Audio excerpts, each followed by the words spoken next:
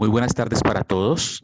Es un placer estar el día de hoy compartiendo este webinar, nuestro segundo webinar de Valle Salud Académico. Hoy jueves 9 de julio del 2020. Bienvenidos todos de nuevo. Es un placer contar con su presencia. Para Valle Salud IPS, como centro de trauma de referencia del suroccidente colombiano, es un placer contar con su presencia. Valle Salud IPS, siendo fiel a nuestra filosofía de excelencia médica con calidez humana, se ha propuesto desde sus comienzos trabajar en el desarrollo académico, profesional de todos aquellos que trabajamos en salud y que estamos al frente de la atención de los pacientes de trauma. De esta manera hemos desarrollado varios simposios de neurotrauma y neurointensivo y este es nuestro segundo webinar académico. Esperamos que nos sigan en nuestras redes sociales, Facebook Live, Valle Salud IPS, en YouTube e Instagram, donde van a tener información clara respecto a los próximos webinars donde nos podemos encontrar y compartir. El día de hoy, jueves 9 de julio del 2020, contamos con la presencia de uno de nuestros colegas, el doctor Raúl Augusto Echeverry, neurocirujano de nuestro equipo de neurocirugía de Valle Salud. El doctor Raúl Augusto Echeverry es médico, egresado de la Escuela de Medicina y del Hospital Hermanos Almejeira de Cuba, como médico y como especialista en neurocirugía. Y el doctor Raúl Augusto Echeverry tiene un fellow en neurotrauma y neurointensivo desarrollado con la Fundación Meditech y el Instituto Barrow de Arizona, en Estados Unidos. El día de hoy, el doctor Raúl Augusto Echeverry nos va a hablar de un tema muy importante, muy interesante respecto a la atención del paciente de trauma. El nombre del tema de hoy es craneoplastia y craneectomía descompresiva, cuándo, cómo y dónde. Antes de darle el paso al doctor Raúl Augusto Echeverry, de nuevo bienvenidos todos a este webinar. Es muy interesante el tema que vamos a compartir el día de hoy. Como centro de trauma de referencia del suroccidente colombiano, estamos concentrados en el desarrollo del personal, como les decía un momento atrás, y el trauma craneoencefálico es uno de los temas que más nos interesa. Conocedores ustedes de la atención del trauma, sabrán que el trauma craneoencefálico es una de las principales causas de muerte en el paciente de trauma, en la mortalidad en el primer y segundo y tercer pico de mortalidad del paciente de trauma, y como tal también las principales causas de discapacidad, esa discapacidad que lleva al paciente a quedar postrado, algunos de ellos, y a limitar su retorno a la actividad normal laboral. Una discapacidad que no solamente afecta al paciente de trauma, sino que también afecta a su familia y a la realidad que vivía su familia antes del trauma.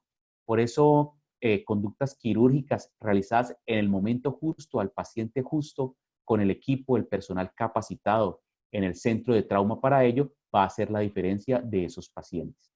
Entonces, doctor Raúl Echeverry, bienvenido.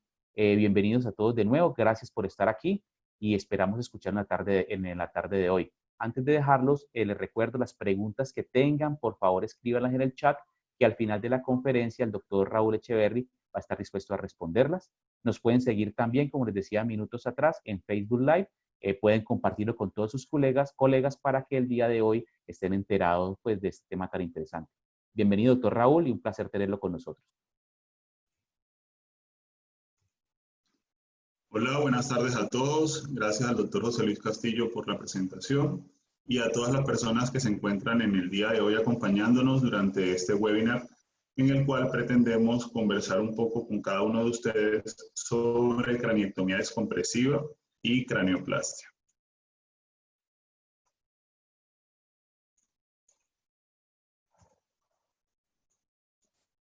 Se me escapa la pantalla. Muy bien. El día de hoy estaremos conversando sobre craneectomía descompresiva y craneoplastia, cómo, cuándo y dónde de estos procedimientos. Probablemente para aquellas personas que son del gremio médico y que trabajan con nosotros, estos términos resultan bastante familiares, pues es un procedimiento que realizamos con mucha frecuencia en nuestra práctica neuroquirúrgica en Valle Salud. La craneectomía descompresiva no es una técnica novedosa, es un procedimiento que data de hace muchos años atrás y que en siglos pasados se describieron procedimientos similares en los egipcios, quienes realizaban reemplazo de defectos óseos con piezas de oro. Como pueden observar en mis manos, en esta foto, tengo un modelo que simula un cráneo y dentro de ese cráneo se encuentra algo que simula el cerebro, cubierto por un tejido que son las meninges, quienes dan soporte y protección al cerebro. Como se pueden dar cuenta, el cerebro está protegido por el hueso, que es una estructura rígida y dura, y que protege a una estructura tan sensible como el cerebro de las lesiones que puedan provocarse por impactos o agresiones externas. Cuando hablamos de trauma craneoencefálico, nos referimos a una alteración que sufre el sistema nervioso central de manera secundaria a una lesión traumática. Y esta lesión traumática generalmente es consecuencia de una fuerza externa que puede ser liberada como energía, bien sea mecánica, térmica, eléctrica, química, radiante, o una combinación de todas estas, y que como consecuencia va a generar cambios desde el punto de vista celular y molecular en respuesta a esta lesión. Esto para conceptualizar lo que es el trauma craneoencefálico y de qué estaremos hablando el día de hoy. Desde el punto de vista estadístico, los traumas craneoencefálicos en su mayoría ocurren por accidentes de tránsito o accidentes vehiculares. Esto involucra accidentes en vehículo, en moto, peatones y ciclistas. Alcanzando un 46% de la estadística, son la mayor causa de accidentes de trauma craneoencefálico por accidentes de tránsito y en su mayoría son accidentes en motocicleta.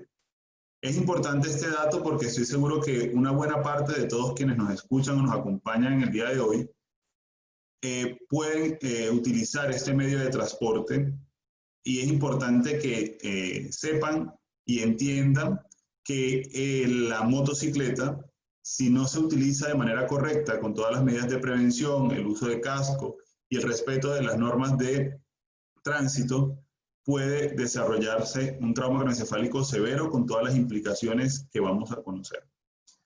También tenemos como segunda causa las caídas de altura. En tercer lugar, las heridas por arma de fuego o por violencia. Y en cuarto lugar, y no menos importante, trauma craneoencefálico causado por lesiones durante la práctica de algún deporte, sobre todo deportes de impacto o de alto choque. Cuando hablamos del trauma craneoencefálico, encontramos que no todos los traumas de cráneos tienen la misma severidad o gravedad. Y la gravedad o severidad del trauma va a estar involucrada en varios factores, factores que terminan siendo determinantes para la mortalidad y el índice de gravedad del trauma en cuestión. Principalmente la gravedad de la lesión. No es lo mismo un paciente que tiene un trauma craneoencefálico leve a un paciente que tiene un trauma craneoencefálico severo donde se pierde la conciencia y requiere un apoyo ventilatorio o de otro tipo. También es diferente el panorama en un paciente que tiene un trauma craneoencefálico severo, pero que además tiene asociadas otras lesiones, como fracturas de huesos largos, trauma torácico, trauma abdominal, que comprometan la respiración del paciente o lesiones en otros órganos importantes o vitales. También es muy importante el tiempo que ocurre entre el momento en el cual el trauma craneoencefálico sucede, el accidente de tránsito, y el momento en el cual el paciente recibe la atención primaria por los mecanismos de socorro que existan en cada país o localidad. Pero también es importante el tiempo transcurrido desde que el paciente recibe la atención primaria hasta que finalmente ese paciente es trasladado y atendido a una unidad donde reciba la atención médica que merece. Otro factor importante son los factores relacionados con el huésped o con el propio paciente. Esto involucra la edad, el sexo y cualquier enfermedad asociada o antecedente patológico que tenga este paciente. Y por último, pero no menos importante, la calidad de la atención. Es muy importante, y más adelante vamos a ver por qué, que el paciente reciba la atención médica que requiere en una institución calificada para ello, como lo mandan los protocolos de manejo del trauma craneoencefálico.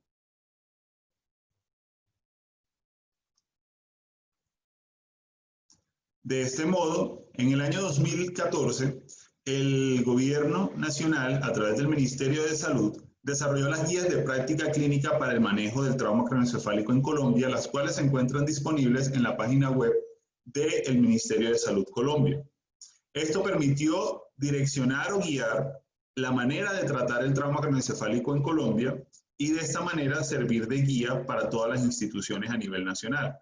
Pero también nos permitió dimensionar desde el punto de vista económico lo que representa el trauma craneoencefálico en Colombia como costo social.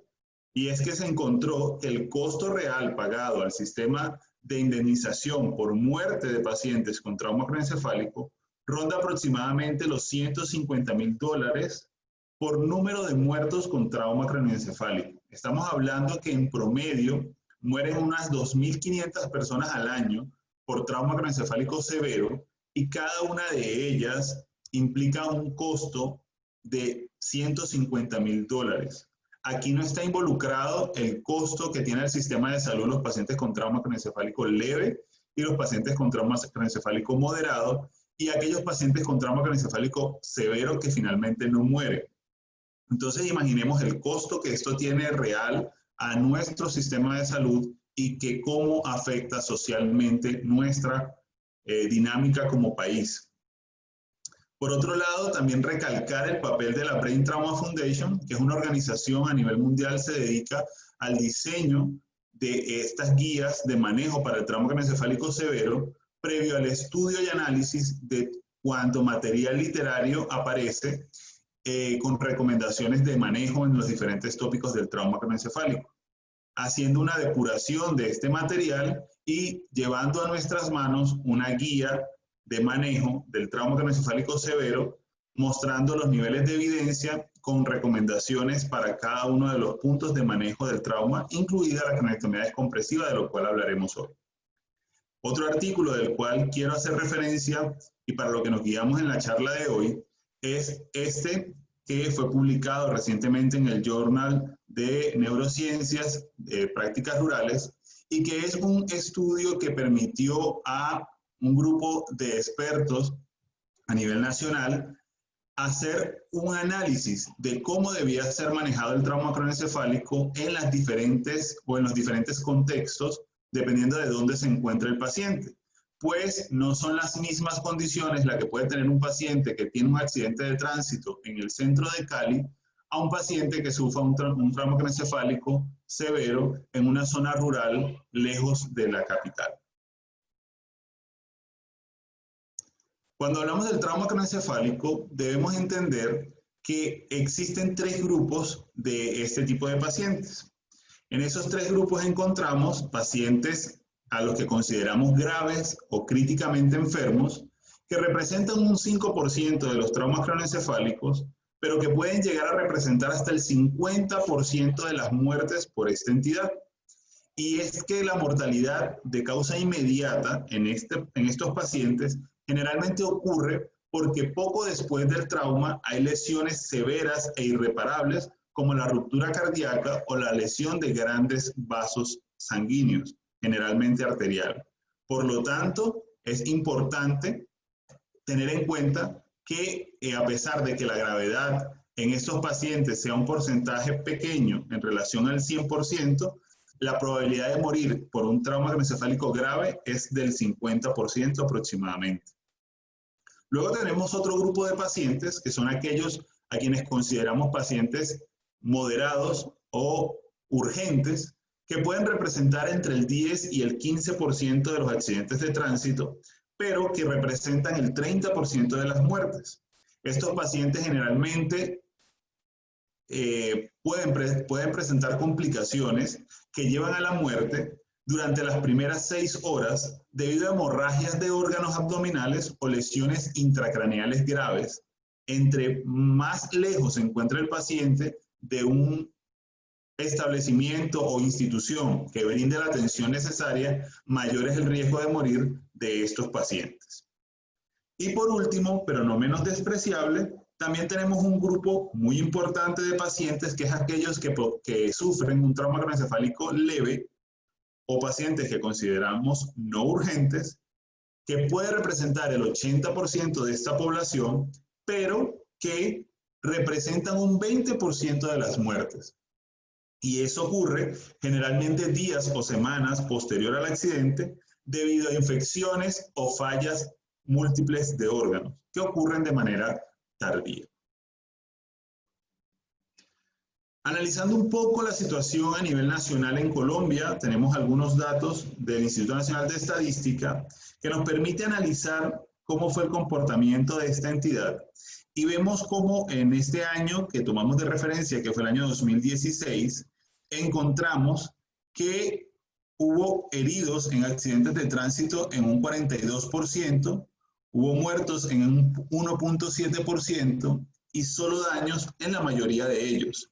Sin embargo, a nivel país, el Valle del Cauca se ubicó en el tercer lugar para este año y encontramos que la gran mayoría ocurrió por choques o accidentes de tránsito. Se reportaron un total de 204.803 siniestros a nivel nacional, de los cuales 3.485 involucraron el fallecimiento de alguno de los implicados.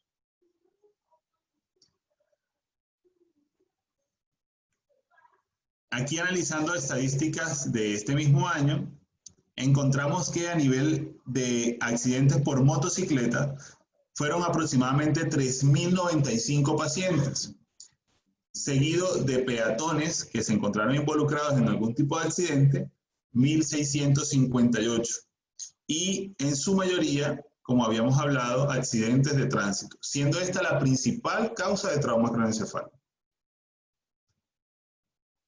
Cuando hablamos ya a nivel regional del Valle del Cauca, llama la atención cómo entre pacientes en edad entre los 20 y los 35 años es donde la pirámide se encuentra más ancha, pues es esta población la que mayormente presenta accidentes de tránsito. Y por lo tanto, siendo un costo social mayor para el país y para el Estado, al representar el trauma craneoencefálico una causa importante de discapacidad en población que generalmente es económicamente activa.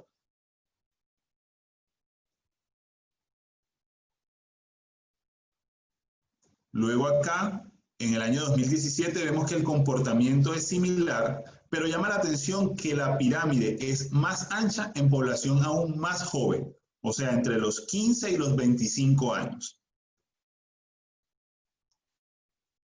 Cuando analizamos de manera general el reporte de fatalidades en trauma craneoencefálico, encontramos que existe un pico más alto en los meses de noviembre, finalizando noviembre, y mes de diciembre, empezando enero, hacia fin de año, relacionado con todas las festividades de esta época, teniendo en cuenta que en el Valle del Cauca también, además de celebrarse la Navidad, se celebran las ferias de la ciudad.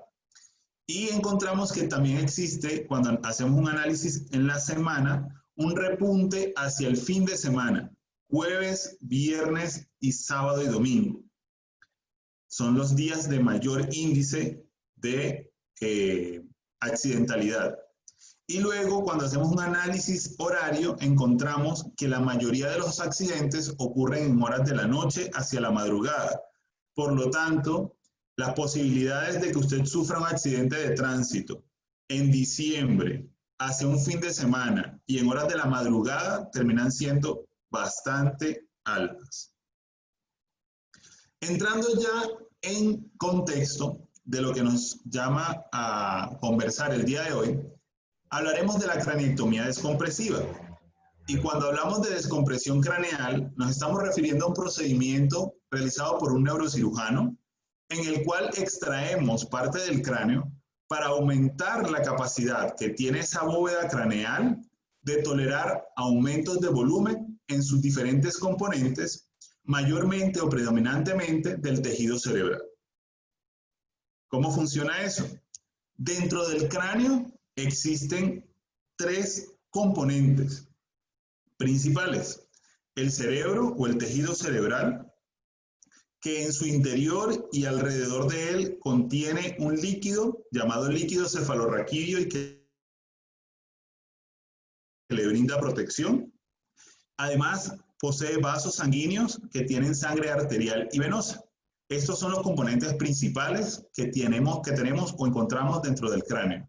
Cuando existe un trauma craneoencefálico, pueden haber varias situaciones. La primera y más común es que el cerebro se edematice, se hinche, se inflame, y eso se comporta como una masa.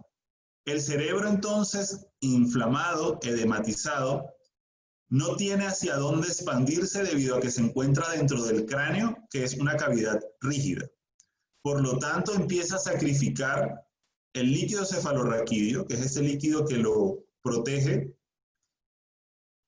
Pero una vez que ese mecanismo de compensación se agota, el cerebro tiene que empezar a sacrificar el flujo sanguíneo. Y es la sangre la que lleva nutrientes y oxígeno al cerebro.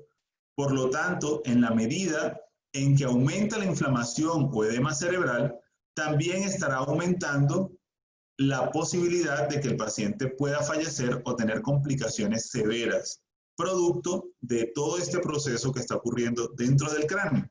Y es por esa razón que optamos, algunos neurocirujanos, en determinadas ocasiones, por realizar una descompresión del cráneo para brindarle un espacio virtual hacia donde el cerebro pueda expandirse y liberar presión. Cuando hablamos de craneectomía descompresiva, hablamos de que existen varios tipos. Dependiendo del momento en el cual decidamos hacer la descompresión craneal, podemos considerar la primaria cuando el abordaje inicial a la lesión primaria, entiéndase un hematoma o una fractura, implica la descompresión craneal en el mismo momento. Cuando tenemos un paciente que inicialmente no tiene una lesión quirúrgica, por ejemplo, un paciente que tenga solamente un trauma con edema, pero no tenga fractura ni hematomas, generalmente se tiende a dar un manejo médico para la hipertensión intracraneal, pero cuando estas medidas fallan, terminamos decidiendo una descompresión craneal y en ese momento la llamamos secundaria porque es aquella que realizamos posterior a medidas generales de manejo médico. Cuando la craneectomía se realiza en las primeras 12 horas posterior al evento traumático, al accidente que causó el trauma, la llamamos temprana, y cuando ocurre después de las 12 horas iniciales al evento, la llamamos tardía. De esta manera, una craneectomía descompresiva puede ser primaria temprana o primaria tardía, y del mismo modo puede ser secundaria temprana o secundaria tardía. En nuestra experiencia, tendemos a hacer la descompresión craneal de manera primaria y temprana porque hemos encontrado en nuestros pacientes que las craneectomías secundarias y tardías se asocian a mayor mortalidad y morbilidad con mayores complicaciones y peores resultados, encontrándose mayores secuelas y mayor discapacidad en estos pacientes. Cuando hablamos de la técnica de cómo realizar la descompresión craneal, existen básicamente 3 técnicas. La primera técnica que utilizamos nosotros en nuestro servicio y es a la que nos hemos adherido, es la que se representa en este gráfico en las figuras A y B, que es la descompresión hemisférica por técnica de Kempe, y que implica una incisión a nivel de la línea media y una incisión que se extiende desde la región temporal 1 centímetro por delante del orificio auditivo o canal auditivo externo, que se tiende a curvar un poco sobre el pabellón auricular y se extiende hacia arriba a la región de la línea media en la porción parietal posterior. Esto nos permite tener una exposición hemicraneal completa y poder exponer tanto la porción frontal como temporal y parieto-occipital del cráneo a descomprimir. Otra técnica utilizada y frecuente en muchos servicios es la descompresión hemisférica por técnica de signo de interrogación o question mark. Esta técnica lo que hace es una incisión única que va desde el pabellón auricular por delante del conducto auditivo externo y se extiende por arriba de la oreja hacia atrás, buscando la región parieto-occipital, y luego toma una curva en línea media, buscando de manera anterior la línea de implantación del cabello. En nuestra experiencia, hemos dejado de lado la realización de esta técnica porque implica mayor riesgo de necrosis del colgajo y menor exposición del plano óseo. Por lo tanto, hemos optado por la técnica de Kempe como elección en nuestras cirugías. Y por tercero, tenemos la descompresión bicraneal, bifrontal, que se realiza a nivel bicoronal, extendiéndose por encima del reborde orbitario hasta la porción coronal del cráneo, extrayendo de manera compacta en un solo bloque todo el hueso frontal de manera bilateral. Y esta la reservamos principalmente para aquellos pacientes que tienen lesiones bifrontales y cuya lesión tiene un cono de presión antero-posterior. Aquí tenemos un ejemplo de esta cirugía, la manera como nosotros la realizamos. Generalmente tratamos de hacer menos orificios de trepanación, uno a nivel temporal, uno a nivel del terium, uno frontal y uno parieto-occipital posterior. Unimos esos orificios con una sierra especial o un equipo de craneótomo que nos permite remover el hueso y levantarlo en un solo flap para exponer de esta manera todo el hemicráneo que se encuentra involucrado en el trauma. De esta manera exponemos la duramadre o cubierta meningea del cerebro y procedemos a hacer una apertura dural. Aquí vemos la exposición que es hemisférica y que la llevamos hasta la línea media, medial al seno longitudinal. En esta gráfica podemos apreciar en la gráfica A cómo hacemos la marcación en la piel, en la gráfica B cómo se hace la incisión y disección por planos, en la gráfica C cómo exponemos el tejido cerebral. Vemos un cerebro que ya se encuentra descomprimido con restos de hematoma que aún se encuentra removiéndose hacia los bordes durales y luego hacemos un empaquetamiento de esa zona tratando de evitar la fístula del líquido cefalorraquídeo. De esto se ha hablado mucho. Hay autores quienes apoyan el cierre de la duramadre con parche. Hay algunos que prefieren dejar la duramadre abierta. Hay algunos que hacen incisiones lineales a lo largo de la duramadre. Hay quienes la abren en estrella, hay quienes la abren en C. Hay diferentes técnicas para la apertura dural. Pero lo importante es que no solamente removemos el hueso, sino que debemos abrir la duramadre para permitir que ese cerebro tenga hacia dónde expandirse. Luego, ese hueso que fue removido, que fue quitado de ese cráneo, debe ser conservado en la medida de las posibilidades y existen varios mecanismos para conservar el hueso. Lo ideal es tener un banco de hueso donde nos permita almacenar bajo ciertas circunstancias específicas el tejido óseo removido del cráneo para utilizarlo en una segunda cirugía que nos permitirá recuperar la anatomía normal del cráneo y restaurar la estructura craneal tal y como estaba antes de la cirugía, en un procedimiento denominado craneoplastia, de lo que estaremos hablando más adelante.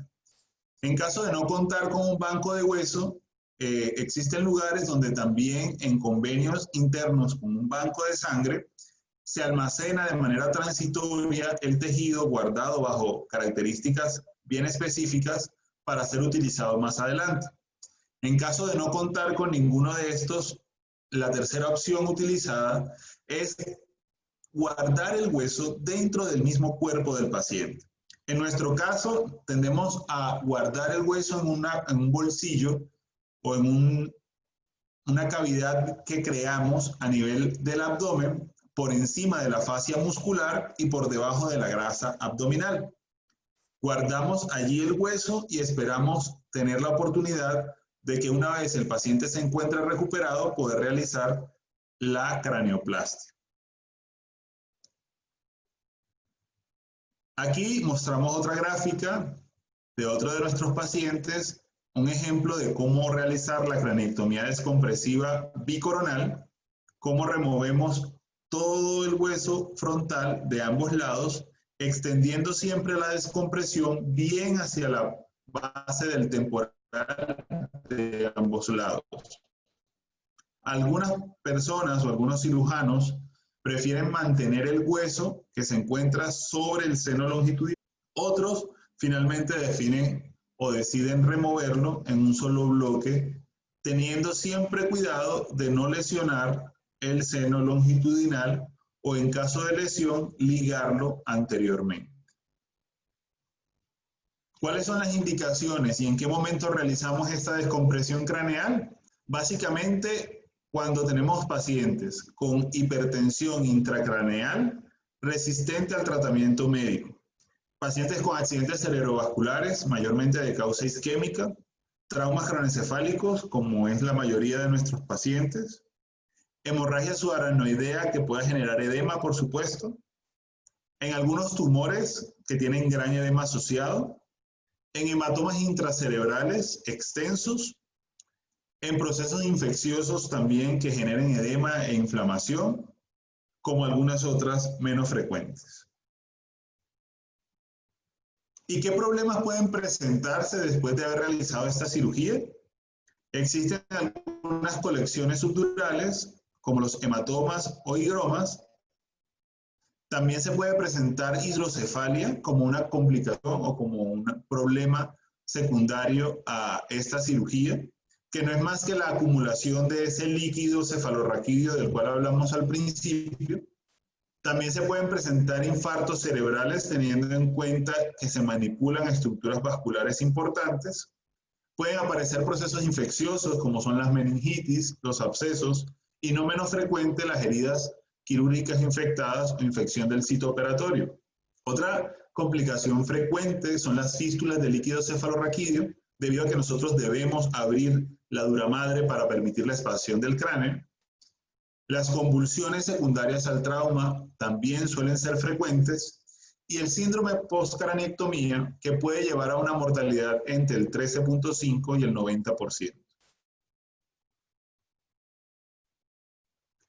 Hasta aquí hemos hablado de la primera parte de la atención al paciente con trauma craneoencefálico severo que lleva generalmente a una descompresión craneal.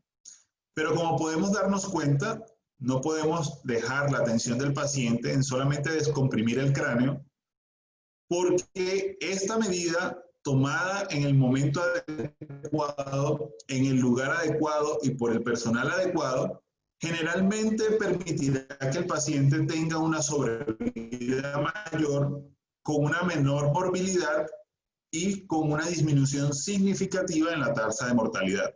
De esta manera, tendremos la oportunidad de realizar una craneoplastia que no es más que aquella cirugía que nos va a permitir reconstruir el defecto craneal con la finalidad de brindarle a este paciente una protección de su contenido intracraneal y restablecer, por supuesto, los límites que existen entre las estructuras intra y extracraneales, restaurando el contorno craneofacial, porque eso tiene implicaciones estéticas importantes, y otorgando un soporte para los tejidos blandos que están allí por encima del cráneo. Cuando hablamos de esto, es importante tener en cuenta el síndrome de trepanación, del cual hablamos hace un momento, que genera cambios circulatorios a nivel venoso craneal y que se acompañan de cambios en la circulación del líquido cefalorraquídeo, así como compresión de la corteza cerebral y cierre de ese espacio subaracnoideo del cual hablamos hace un momento, debido a la exposición a la presión atmosférica en el área desprovista de hueso craneal.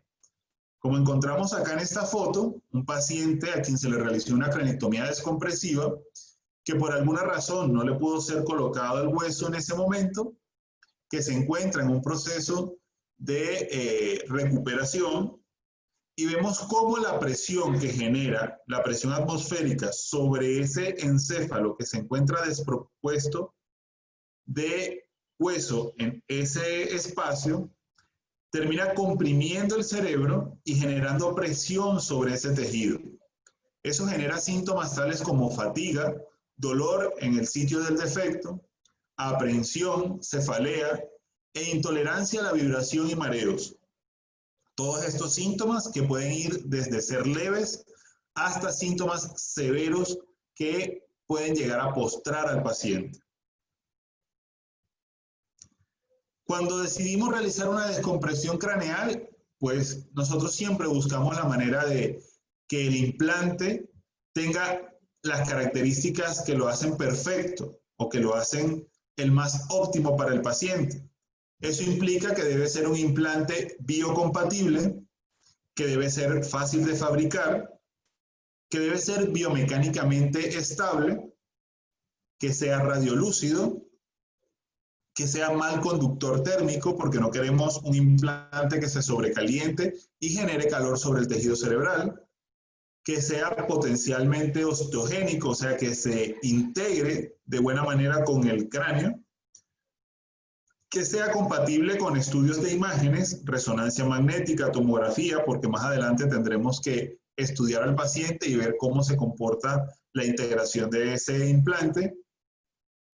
Dentro de lo posible, que sea barato, económico, accesible, que sea resistente y que sea maleable para adaptarlo de la mejor manera a la anatomía del paciente. Para este fin, encontramos dos tipos principales de injertos. Los injertos autólogos, que en nuestro caso son los preferidos porque es el propio tejido del paciente el que se va a usar. En la mayoría de los casos, el propio hueso que fue removido y que es recolocado en una segunda cirugía. En otros casos, y mayormente en población pediátrica, se utiliza hueso costal. Y están otros flaps u otros implantes de materiales diferentes al hueso, a los cuales llamamos heterólogos, que implican aquellos implantes en titanio, en metilmetacrilato, que es una mezcla que nos permite moldearlo como una plastilina y que luego que se le da la forma se vuelve sólido y queda rígido allí adherido al tejido óseo. También están los implantes de cerámica, implantes de PIC e implantes de hidroxiapatita. Finalmente, encontramos que la función de este implante es, como mencionamos hace un momento, adherirse de la mejor manera al hueso sano y dar la forma más anatómica al tejido, de manera que sea no solamente resistente, sino también desde el punto de vista estético, lo más adecuado para el paciente. Ahora bien, existen varios mecanismos para fijar este implante al hueso sano.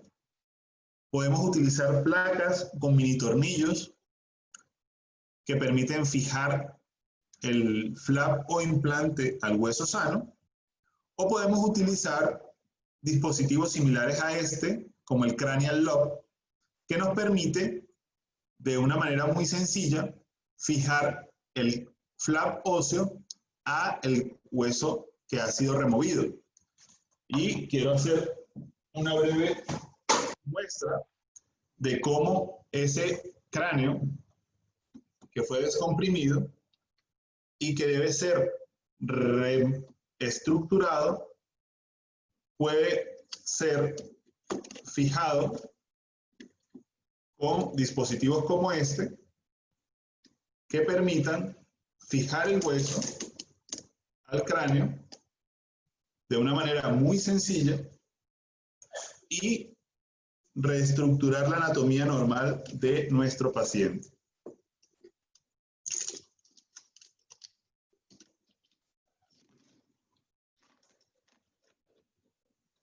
Y de esta manera, lograr fijar el hueso que inicialmente fue removido y lograr recuperar la anatomía del paciente.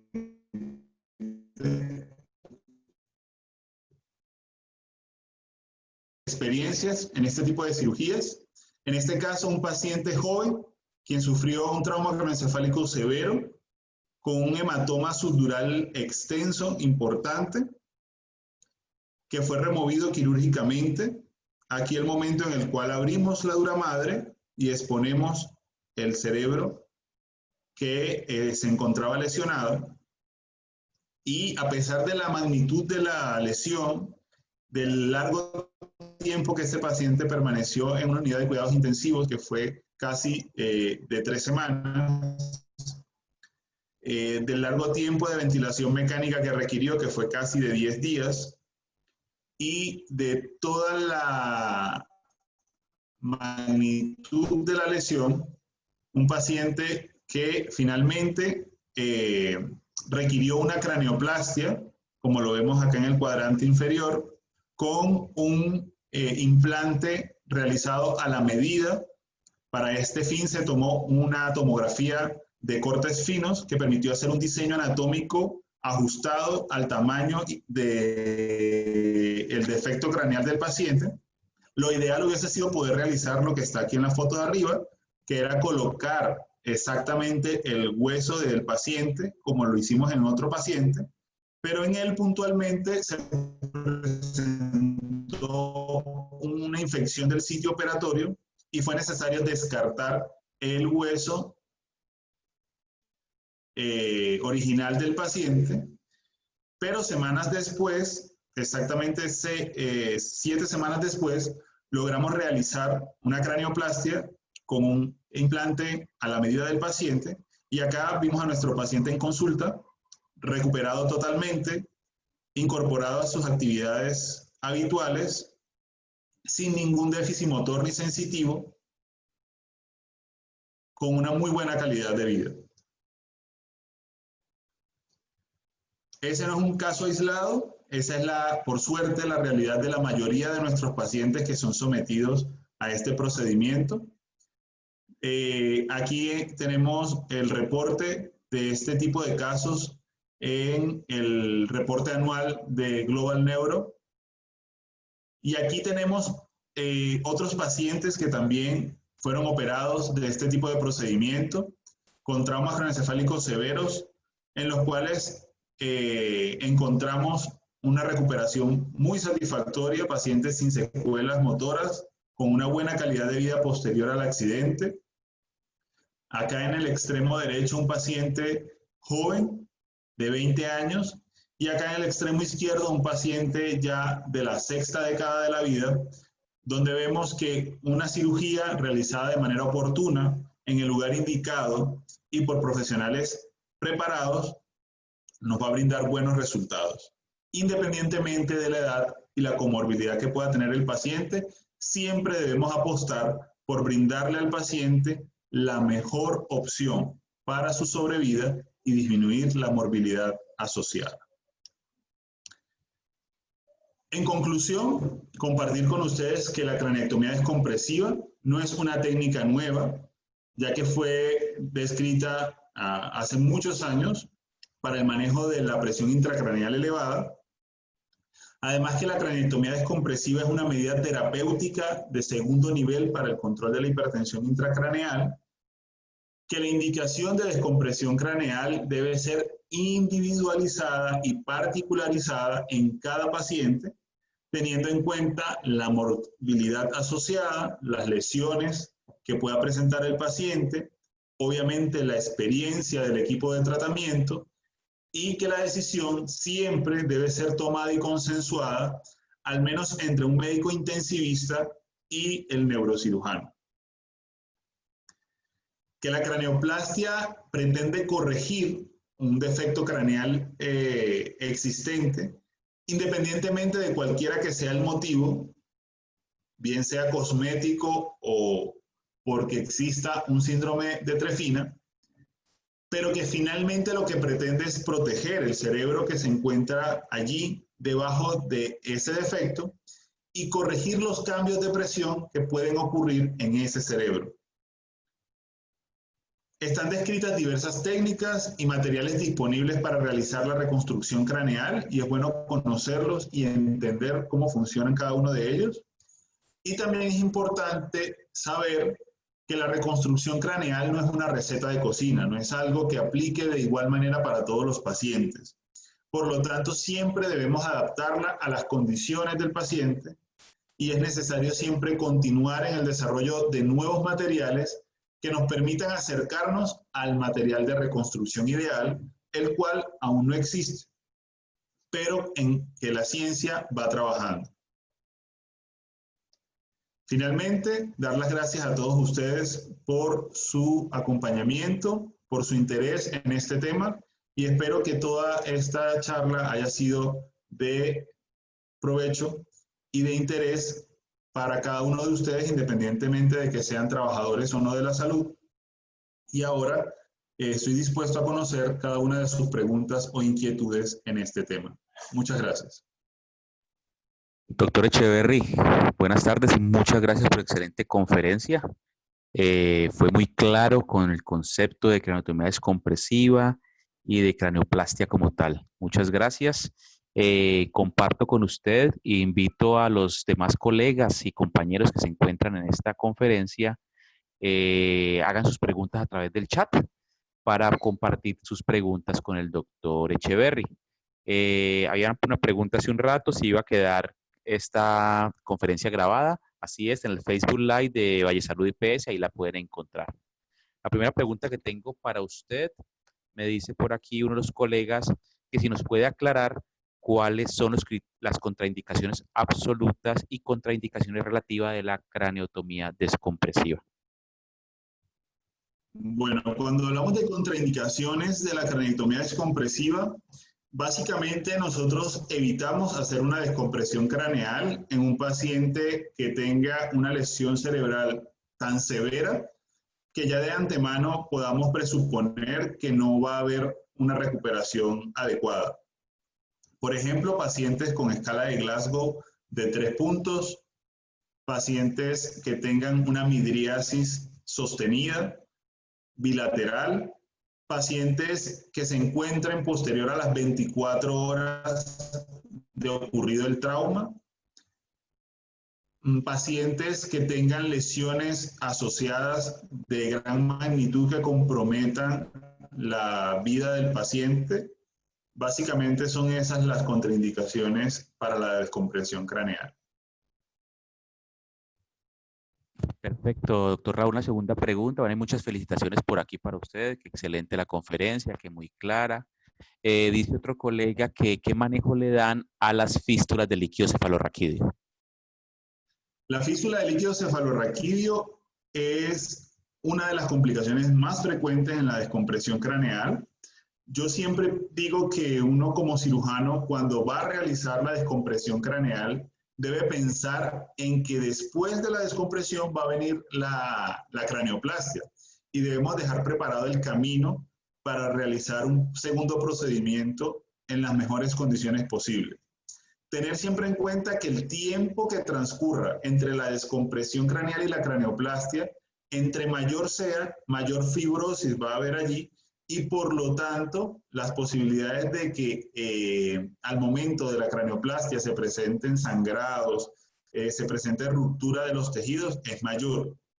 Nosotros generalmente las fístulas del líquido cefalorraquídeo las corregimos en el momento de la craneoplastia. ¿Cómo es esto? Siempre tratamos de hacer la craneoplastia lo más temprano posible.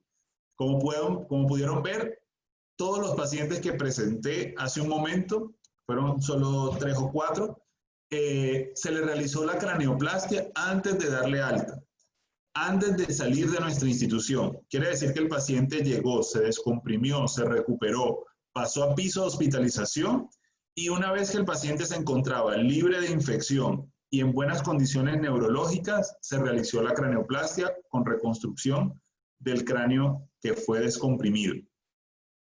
Cuando no es posible realizarla o cuando la fístula es una fístula temprana, precoz, que aparece en los primeros días de la descompresión, generalmente llevamos al paciente a un procedimiento en el cual se realiza reparación de esa fístula.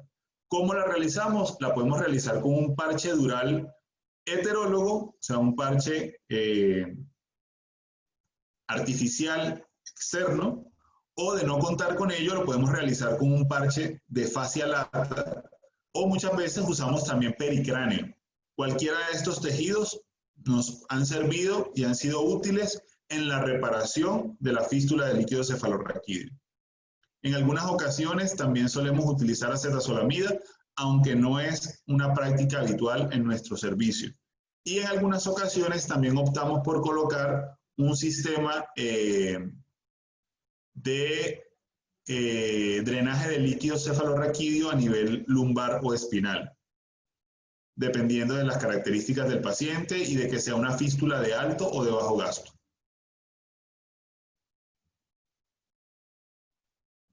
Perfecto, doctor Echeverry. Hay 3 preguntas más por aquí. Antes de compartirlas, el doctor Horacio Valdivieso tiene una pregunta, tiene la mano levantada. Siga, doctor Valdivieso, ya le abren el micrófono.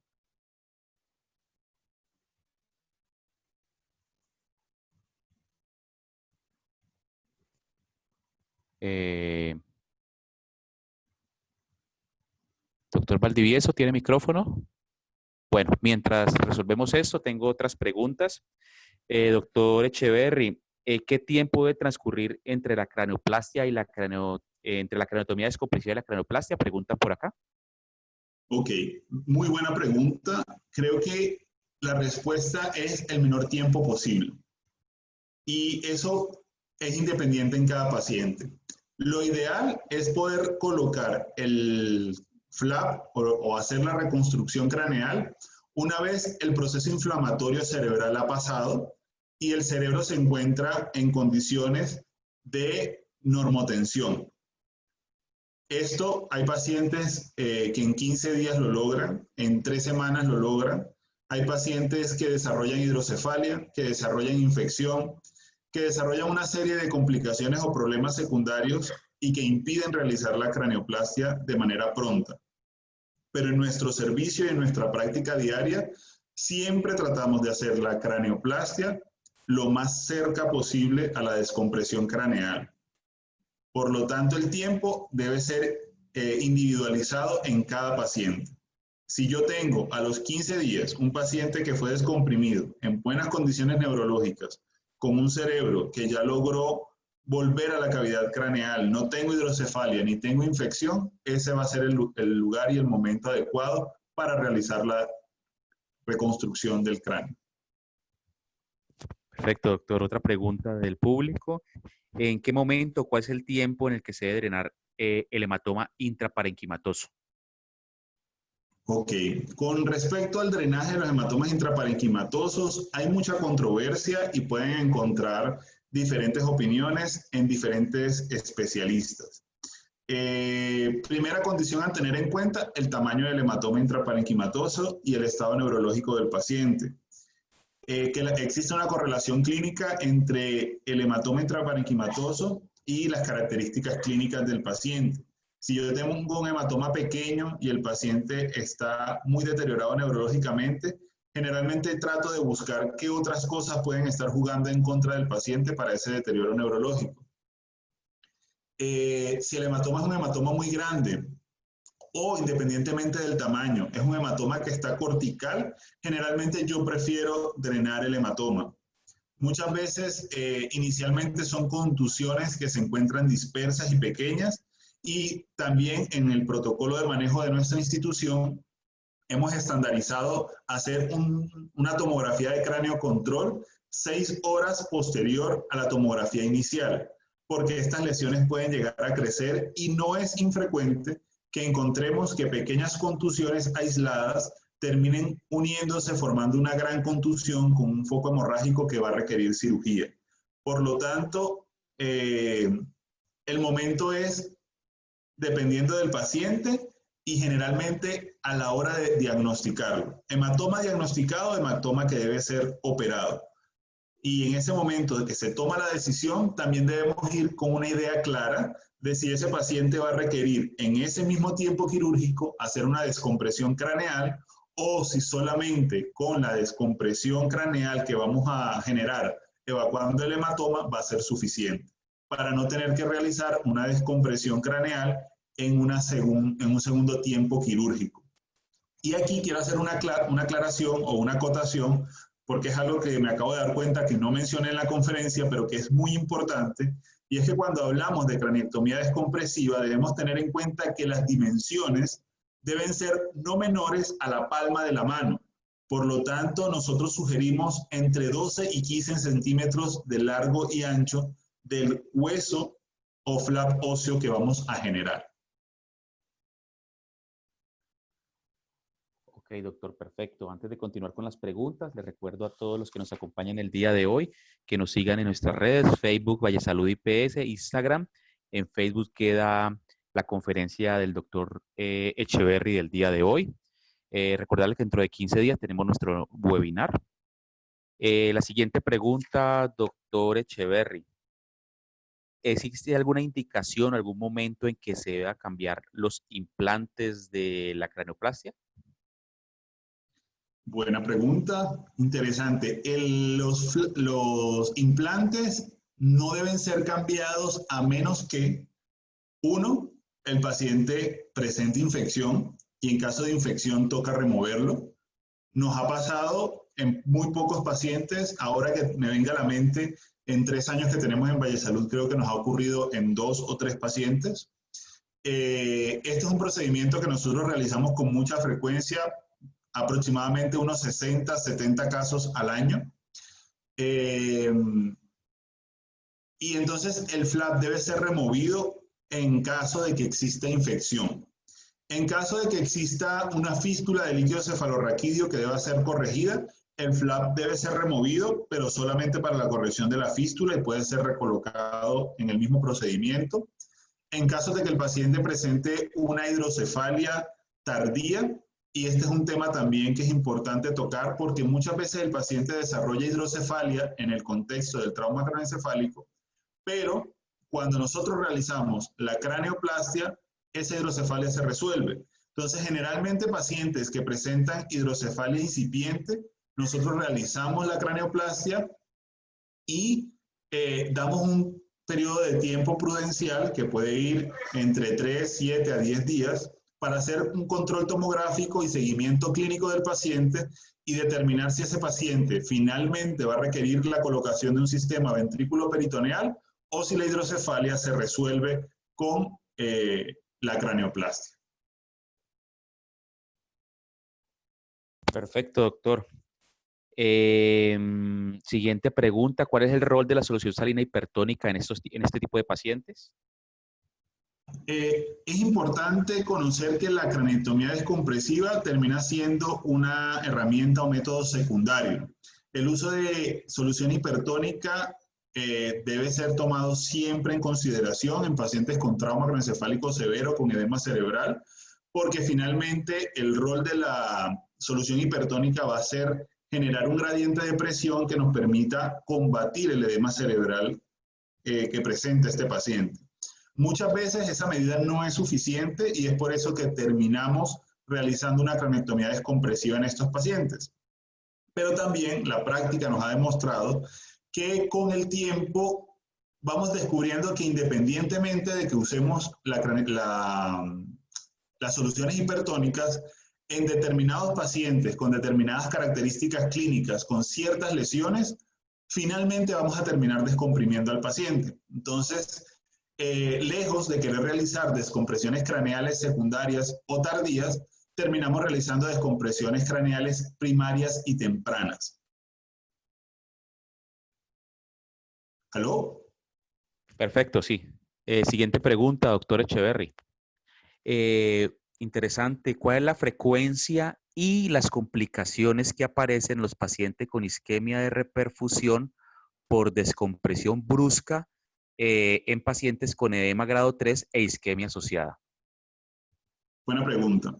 Es importante considerar este hecho como una complicación que puede ser frecuente. Nosotros hemos tenido muy pocos casos, creo que 1 o 2 que pueda recordar en este momento.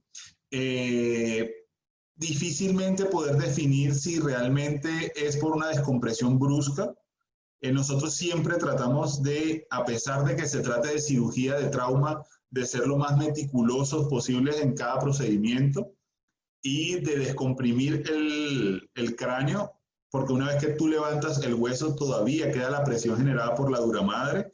Entonces, realizar la apertura dural de manera gradual, siempre irrigando, pero sí puede presentarse y es una complicación muy severa, con un costo importante para la sobrevida del paciente y para la morbilidad asociada, porque son pacientes que si logran sobrevivir, generalmente lo hacen con un grado de discapacidad muy severo. Pregunta, doctor, en su experiencia, ¿qué porcentaje de rechazo del material de implante existe y si ha tenido experiencia con pacientes que luego de su cirugía, estamos hablando de la cranioplastia, luego de la cirugía tenga compromiso neurológico tipo motor? Sí, en mi experiencia no he tenido ningún paciente que tenga compromiso motor posterior a la cranioplastia. Si el paciente tiene un defecto motor, generalmente es un defecto motor que ya estaba instaurado secundario a la descompresión craneal. Muchas veces pacientes que tienen un hematoma o un foco de contusión aledaño a la zona motora, y son pacientes que presentan un déficit neurológico y que pues obviamente la cranioplastia no va a resolver eso. Muchos de esos pacientes mejoran de manera significativa con rehabilitación posteriormente, y es importante aquí también hacer una aclaración. Cuando nosotros hablamos de pronóstico y de recuperación en el trauma craneoencefálico, en muchos centros, instituciones o muchos colegas tienden a hacer esta evaluación en los primeros 6 meses, y ya está más que demostrado en diferentes estudios que la evaluación de la recuperación de estos pacientes debe ser realizada a los 12, 18 y 24 meses posterior al evento traumático. También la rehabilitación de estos pacientes va a depender obviamente de las características del entorno en el que se encuentren. En países como Estados Unidos hay instituciones en las cuales el paciente es dado de alta desde el punto de vista médico, pero el paciente permanece dentro de la institución bajo un esquema de terapia física y rehabilitación. Y una vez que se ha logrado un porcentaje o un nivel importante de recuperación, es que el paciente termina saliendo a casa. Nosotros, lamentablemente, en Colombia creo que en casi ninguna institución contamos con esto, pero es importante que el paciente pueda ir a un proceso de rehabilitación posterior a la cirugía. Creo que la pregunta tenía una segunda parte, disculpa. No, está muy bien así, doctor. Una pregunta, dos últimas preguntas para que vamos cerrando en la tarde de hoy nuestro segundo webinar académico de Valle Salud, e invitándolos para nuestro siguiente webinar en 2 semanas, e invitándolos a que nos sigan en nuestras redes sociales, Facebook, Valle Salud IPS, y en Instagram, Valle Salud IPS. Las dos últimas preguntas. Primero, doctor, ¿cuál es su material de preferencia para la cranioplastia? Y la segunda pregunta, si la duramadre la dejan abierta o si en el mismo acto quirúrgico la cierran. Y si es así, ¿con qué lo hacen? ¿Con elementos autólogos o heterólogos? Ok, mi material de preferencia siempre va a ser el hueso propio del paciente. En la medida de las posibilidades, siempre colocar el hueso del paciente. Si es imposible tener el hueso del paciente y nos toca desechar ese hueso por un proceso infeccioso o lo que sea, siempre lo más cercano al hueso del paciente va a ser un flap o un implante hecho a la medida del paciente, que permita cubrir la totalidad del defecto de la manera más anatómica posible. Eso respecto al material.